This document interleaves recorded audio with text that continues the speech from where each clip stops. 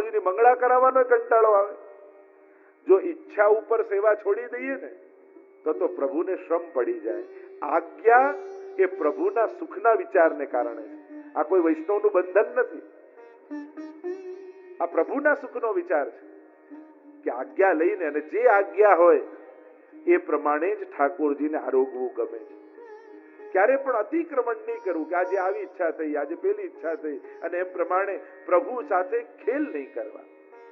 પ્રભુની એક પ્રકાર છે, એ પ્રકાર મહાપ્રભુજીએ જે બતાવ્યો છે એ પ્રકારથી જ સેવા કરી. તો સેવા કૃતેર ગુરુર આજ્ઞા બાધનમ વા હરિચ્છયા અતઃ સેવા પરમ ચિત્તમ વિધાય સ્થિયતામ સુખમ. અને આમ ચિત્ત સેવા પરાયણ રાખી અને સુખથી રહે. ચિત્ત સદાય સેવામાં રાખો કે હું કેવો ભાગ્યશાળી છું, મારા ઘરે ઠાકોરજી બિરાજે છે, મારું કેવું સૌભાગ્ય છે, મારા ઘરના બધા જ સ્વજનો સેવામાં સહાયક છે, કોઈ પ્રતિબંધ નથી કરતું, અને એવો ઠાકોરજી સંજોગ આપ્યા છે કે પ્રભુને લાલ લડાવું છું અને બધો આનંદ હું લઈ શકું છું. એવો સુખનો વિચાર કરી અને સેવા પરાયણ રહેવું, સેવાને સૌભાગ્ય જાણીને સ્વીકારવું. અને અનેક પ્રકારના વિધાનો આપણે વિસ્તાર નથી કરતા. આગળ મહાપ્રભુજી આજ્ઞા કરે, ચિત્તોદ્વેગમ વિરાયાતિ હરિર્યદ્ યદ્ કરિષ્યતિ તથૈવ તસ્ય લીલેતિ મત્વા ચિત્તામૃતમ ત્યજે. ચિત્તમાં જ્યારે પણ ઉદ્વેગ થાય, અને થવું બહુ સહજ છે, સ્વાભાવિક છે, એમાં કોઈ જુદી કોઈ ખરાબ ઘટના કે કોઈ વિચિત્ર ઘટના નથી. ન થાય એ વિચિત્ર છે. કારણ કે મન સ્થિર કરો, મન સ્થિર આપણે કહીએ તો બે જણાનું મન સ્થિર હોય, કાં કોઈ મહાન યોગી હોય એનું સ્થિર હોય, અને કાં કોઈ ડિપ્રેશનમાં હોય એનું સ્થિર હોય, એને કોઈ ઈચ્છા ન થાય. કોઈ એવો માનસિક રોગી હોય એને ઈચ્છા ન થાય. બાકી સંકલ્પ વિકલ્પાત્મક મનનો આ સ્વભાવ જ છે. અને લાગણીઓ છે તો ચિંતાઓ થવાની. જે લાગણી શૂન્ય હોય, જો અનાસક્ત થવાય પણ નિષ્ઠુર ન થવાય. બંનેની ઘણીવાર માનસિકતા સરખી લાગે. ભગવાન અનાસક્ત થવાનું કે છે, નિષ્ઠુર થવાનું. જેનું જે થવું હોય થાય, મારે શું લેવા દેવા, હું તો ઠાકોરજીની સેવા કરું છું. આવા નિષ્ઠુર થવાય? અનાસક્ત થવું ને નિષ્ઠુર બનવું બંનેમાં ફરક છે. લાગણી શૂન્ય નથી આપણે બધા. આપણો વૈષ્ણવ તો વધારે લાગણી વાળો હોય, એને તો બીજાનું દર્દ પણ પોતાનું લાગે. સર્વભૂત હિતે રતા, ભક્તોના તો લક્ષણ આવા બતાવ્યા છે. તો એમાંથી મુક્ત કેમ થવું? કારણ કે ઉદ્વેગ રોગ છે, લાગણી એ સદગુણ છે, દયા એ સદગુણ છે. દયા કરવી જોઈએ, પણ હું આનું સારું કરી દઈશ એક અજ્ઞાત અહંકાર છે. તથૈવ તસ્ય લીલેતિ. પ્રભુએ મને પ્રેરણા આપી છે, યથાશક્તિ મદદ કરીશ, પણ આનું ભલું તો ઠાકોરજી જ કરનારા છે. આપણે કોઈને મદદ કરી શકીએ, પણ સુખી તો ભગવાન જ કરી શકે. મદદ કરવાથી આગળ આપણે ન જઈ શકીએ, આપણે કોઈને સુખી ના બનાવી શકીએ. આપણી મદદથી કોઈને ગેરંટી ના આપી શકીએ કે તું સુખી જ થઈશ. મદદ કરવાની ગેરંટી આપી શકીએ, સુખી થવાની ગેરંટી આપણે ના આપી શકીએ. અને એટલા માટે એનો ઉપાય શું? આપણે બધા લાગણી વાળા લોકો, દરેક જગ્યાએ ક્યાંય પણ વિપત્તિ, કોઈને દુઃખી જોઈએ તો આપણને દુઃખ થાય, પણ એમ માનવું તથૈવ તસ્ય લીલેતિ. કારણ કે ઘણી વાર એ જોઈને આપણું સામર્થ્ય ન હોય કે એનું દુઃખ દૂર કરી શકીએ, તોય ઉદ્વેગ થાય. જો ને બિચારો કેવો દુઃખી, કેમ કરીને કરું? જેમાં આપણું સામર્થ્ય નથી, યા જેમાં આપણું સામર્થ્ય છે તો સામર્થ્ય પ્રમાણે કરું, પણ પછી માનવું શું? તથૈવ તસ્ય લીલેતિ. આ બધી જ ભગવાનની લીલા છે. હું આની મદદ કરવાને સમર્થ હતો એટલે ભગવાને મારી સામે આ કર્યું, મારા ઓળખીતા સાથે કર્યું, એટલે પ્રભુએ મને પુણ્ય કરવાનો અવસર આપ્યો. આ પ્રભુની લીલા છે. કારણ કે કઠપુતલી ઝઘડતા, પ્રેમ કરતા, બાજતા, ભેગા બેસતા, દૂર જતા બધી દેખાય, અને એ જોઈ જોઈને આપણને અનેક પ્રકારની ભાવનાઓ જાગે. ક્યારેક વીર રસ આવે, ક્યારેક શાંત રસ, ક્યારેક શૃંગાર રસ, અનેક રસો દેખાય. પણ જો કઠપુતલી ચલાવનારનો હાથ દેખાતો હોય ને તો પછી એમાં રસ ના દેખાય. તમે મૂવી જોવા જાઓ તો તમને બધો રસ આવે, પણ શૂટિંગ એકવાર એનું જોઈ લો ને પછી મજા જ જતી રહે। એકવાર એનું પિક્ચરનું શૂટિંગ તમે જોઈ લો છો ત્યાં કે આ કઈ રીતે ટેક લે છે, કઈ રીતે એક્ટિંગ કરે, કઈ રીતે પાછળ ઉભા છે, કઈ રીતે આ ચાલે, એમાં ઇન્ટરેસ્ટ ના, પછી રસ ના જાગે। એમ જ આ બધું જે રમત ચાલી રહી છે, આ પ્રભુની લીલા ચાલી રહી છે, એ લીલાત્મક ભગવાનને જેને જોઈ લીધો છે અને એના સામર્થ્યનું જેને જ્ઞાન થઈ ગયું છે, તો એક ગોટી આગળ એક ગોટી પાછળ આ બધા ભગવાનના ખેલ છે। જંત્ર ચલાવે જંત્રી તેમ ડગલું ભરે, એની ઈચ્છાથી બધું ચાલી રહ્યું છે। આ જ્યારે સમજ, કારણ કે આ કહેવાનું નથી, આ સમજ છે, આ સૂઝ છે। જીવનમાં ઘણી વસ્તુ ગોખવાની હોય અને ઘણી વસ્તુ સમજવાની હોય, ઘણી વસ્તુ યાદ રાખવાની હોય, યાદ રાખવાની સહેલું હોય, ગોખી લઈએ, પણ ઘણી વસ્તુ સૂઝ રૂપે આવે। એમ કે આ બધું જ બ્રહ્મ છે, એ બોલવાની વાત જ નથી, એ તો સૂઝ છે। અને સત્સંગ કરતા કરતા એ સૂઝ પ્રગટે, જેમાં સંગીતના 7 સ્વર હોય, સા રે ગ મ પ ધ ની સા, તમે ગોખી લો એટલે તમને સરગમ આવડી ગઈ ના।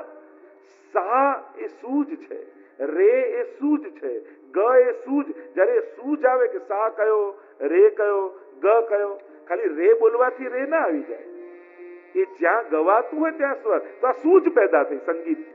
તો આ ગોખવાનો વિષય નથી, આ સૂઝનો વિષય છે।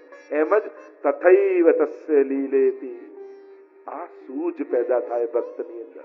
સેવા કરતા કરતા પ્રભુના સામર્થ્યનું જ્યારે જ્ઞાન થાય ત્યારે સમજમાં આવે કે આ તો બધું પ્રભુ લીલા કરી રહ્યા છે, ક્રીડા કરી રહ્યા છે। અને એટલા માટે તથૈવ તસ્ય લીલેતિ મત્વા ચિંતામ ધૃતમ તજે, મારો અહંકાર છે કે હું માનું છું કે હું સારું કરી દઈશ, કે હું નહીં કરું, આ ન કરવું એ પણ અહંકાર અને કરવું એ પણ અહંકાર, રમાડનાર ભગવાન છે, એ જ ચલાવે છે। કારણ કે તમે નક્કી કરો કે મેં ધાર્યું એમ જ થવું જોઈએ, આ તો મેચ ફિક્સિંગ કહેવાય। રમતમાં જતા પહેલા તમે પરિણામ નક્કી કરી લો કે આ જ રિઝલ્ટ આવવાનું છે, તો આપણે ખિલાડી નહીં, આપણે તો મેચ ફિક્સર કહેવાય। કે નક્કી કરીને રમવા ગયા જો કે આ જીતવાના ના હારવાના, પછી રમત ક્યાં રહે, પછી તો રમત બગાડી કહેવાય, એ તો અપરાધ કર્યો કહેવાય। એમ જ રમત નક્કી કરીને, પરિણામ નક્કી કરીને રમવા ન જવાય, આપણે તો રમવાનો આનંદ લેવાનો। પરિણામ નક્કી હોય રમવાનો આનંદ જતો રહે। ભગવાન કર્મણ્યેવા અધિકારસ્તે મા ફલેષુ, કારણ કે ફળ નક્કી કરી દઈશ પછી કર્મનો આનંદ તું ગુમાવી દઈશ। અને તું નક્કી કરીશ તો કદાચ તારા સામર્થ્યથી ઓછું નક્કી કરી દે, કદાચ તું મોટો કૂદકો મારવાય સમર્થ હોય, એટલે પહેલા માપ નક્કી ન કરીશ, કૂદકા મારવાનું સામર્થ્ય વધાર, તો કદાચ તે ધાર્યું છે એના કરતા વધારે લાંબુ કૂદી શકે।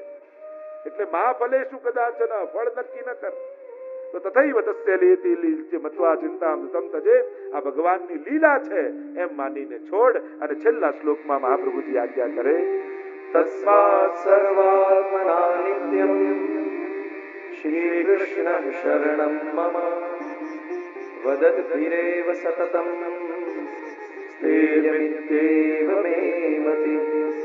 અને મહાપ્રભુજી એટલે આજ્ઞા કરે તસ્માत् સર્વાત્મના નિત્યમ, અને એટલા માટે સર્વાત્મ ભાવથી શ્રી કૃષ્ણ શરણમ મમ, એ અષ્ટાક્ષર મંત્રનું સદાય સ્મરણ કરતા રહેવું, એવો મારો અભિપ્રાય છે। મહાપ્રભુજી કહે કે બીજું કોઈ સાધન તમે ન કરી શકો તો આ અષ્ટાક્ષર મંત્ર એવો છે જેનો અખંડ જાપ વૈષ્ણવે કરતા રહે। આ આપણો મહામંત્ર છે। બીજા કોઈ સાધન થાય ન થાય તો ચાલતા ફરતા ગાડીમાં બેસતા જ્યાં પણ તમે હો, જ્યાં પણ તમને સમય મળે, અને અષ્ટાક્ષર માટે તો કોઈ બંધને નથી, ગમે તે અવસ્થામાં, જો અનુકૂળ અવસ્થા ન હોય તો ઉચ્ચારણ ન કરવું, મનમાં સ્મરણ કરવું, અનુકૂળ અવસ્થા હોય તો ઉચ્ચારણ કરવું, પણ અષ્ટાક્ષર એ મહામંત્ર છે। મહાપ્રભુજી જયારે ચૈતન્ય મહાપ્રભુને મળ્યા ને ત્યારે ચર્ચા થઈ ને કે ગાયના શિંગડા પર રાઈનો દાણો રે એટલી વાર પણ ભગવદ નામ છૂટે ને તો આસુરાવેશ પ્રવેશ કરી જાય। એટલા માટે કહું તસ્માત સર્વાત્મના નિત્યમ, નિત્ય જાપ કરો, અખંડ જાપ કરો। અને વાર્તા સાહિત્યમાં અનેક પ્રમાણ ચાચાજી આદિને તો અષ્ટાક્ષર મહામંત્ર કેવા સિદ્ધ હતા, જલ ઉપર ચાલતા, અષ્ટાક્ષર મહામંત્ર જપીને હાથમાં જલ લઈને મરેલાઓને જીવંત કરેલા છે। અને ગુસાઈજીએ તો આખી ટીકા એના ઉપર લખી છે કે આ એક એક અક્ષરથી કયા કયા ફળ મળે। શ્રી સૌભાગ્યમ સંપ્રાપ્તિ ધનવાન રાજવલ્લભમ કુરુ શોષયેત પાપમ અષ્ટાક્ષર મહામંત્ર કયો છે. અને એટલા માટે આ મહામંત્રનો બધાએ જાપ કરો. શ્રી કેવલ બોલો ને તો સૌભાગ્યની પ્રાપ્તિ થઈ જાય, ધનવાન થઈ જાઓ તમે, રાજ્યના સન્માનો તમને મળે એમ ગુસાઈજી કહે. કેવલ અષ્ટાક્ષરનો શ્રી બોલવા માત્ર. આપણે સૌભાગ્ય માટે બધે ફાફા મારીએ છીએ, પણ સૌભાગ્ય વૈષ્ણવનું ક્યાં છે? તો કે ઠાકોરજીના ચરણારવિંદમાં. ત્યાં જ શ્રીનો નિવાસ છે. કૃશોષેત પાપમ, પાપથી મુક્ત થવા લોકો દૂર દૂર તીર્થોમાં સ્નાન કરવા જાય, પણ એક અષ્ટાક્ષરનો જાપ કરો ને તોય તમારા સમસ્ત પાપોમાંથી તમે મુક્ત થઈ જાઓ. એવું મહાત્મ્ય અષ્ટાક્ષરનું કહ્યું છે. શ્રી કૃષ્ણ કૃષ્ણ બોલવાથી ત્રિવિધ તાપ દૂર થાય. આદિ ભૌતિક, આધ્યાત્મિક, આદિ દૈવિક ત્રિવિધ તાપ ઠાકોરજી હરી લે. શ્રી કૃષ્ણ શરણમ મમ, શ બોલવાથી જન્મરણનું દુઃખ દૂર થાય, ર બોલવાથી જ્ઞાનની પ્રાપ્તિ થાય, રણમ ણ બોલવાથી કૃષ્ણના સદા દ્રઢ ભક્તિ સિદ્ધ કૃષ્ણના ચરણારવિંદમાં થાય. મ પહેલા મ માં કહ્યું કે કૃષ્ણ ભક્તિનો ઉપદેશ આપનાર ગુરુમાં પ્રીતિ થાય, અને છેલ્લા મ માં કહ્યું કે સાયુજ્યની પ્રાપ્તિ થાય. આમ અષ્ટાક્ષર મંત્રના જાપથી, એટલે જ અમારા ભગવદીઓ ગાન કરતા કહે શ્રી કૃષ્ણ શરણમ મમ, સદા રટન કરતા રહો એમ ગાન કરતા ભગવદીઓ કહે. કૃષ્ણ શ્રી કૃષ્ણ શરણમ મમ ઉચ્ચરે, કૃષ્ણ શ્રી કૃષ્ણ શરણમ મમ ઉચ્ચરે, નિત્ય પ્રતિ સદા પલક્ષિણ ધરી રે, નિત્ય પ્રતિ સદા પલક્ષિણ ધરી, કરત વિધ્વંસ જન અખિલ પર હરે, કૃષ્ણ શ્રી કૃષ્ણ શરણમ મમ ઉચ્ચરે, કૃષ્ણ શ્રી કૃષ્ણ શરણમ મમ ઉચ્ચરે. કૃષ્ણદાસ મેઘન અષ્ટાક્ષરનો જપ કરતા કરતા ગિરિરાજજીમાં પ્રવેશ કર્યો અને ગોલોક ધામ નિકુંજના દર્શન એમને છે. આ સર્વ અભિષ્ટ ફલ પ્રદાતા મંત્ર છે, અને એટલા માટે દરેક વૈષ્ણવ બ્રહ્મ સંબંધી વૈષ્ણવનો નિયમ હોવો જોઈએ, રોજ એક અષ્ટાક્ષરની માળા અવશ્ય કરવી જોઈએ. કદાચ માળા ન કરો તો જાપ કરો, સ્મરણ કરો, ચાલતા ફરતા બેસતા ઉઠતા, પણ અષ્ટાક્ષર મંત્રનું આરાધન વૈષ્ણવે અચૂક કરે. હોત હરિ રૂપ બ્રજ ભૂપ ભાવે સદા, હોત હરિ રૂપ બ્રજ ભૂપ ભાવે સદા, અગમ ભવ સિંધુ કો વિના સાધન કરે, रहत निश दिवस आनंद उर में भयो, रहत निश दिवस आनंद